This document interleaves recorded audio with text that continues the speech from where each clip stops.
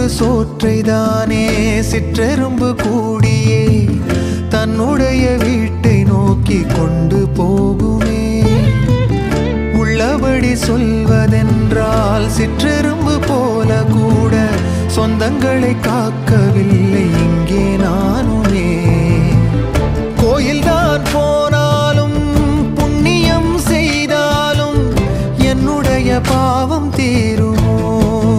இந்த உலகில் இன்றுதான் என் முகத்தை பார்க்கிறேன், கண்ணிலே ஈரம் சேருதே. கல்லையும் காலம் மாற்றுதே.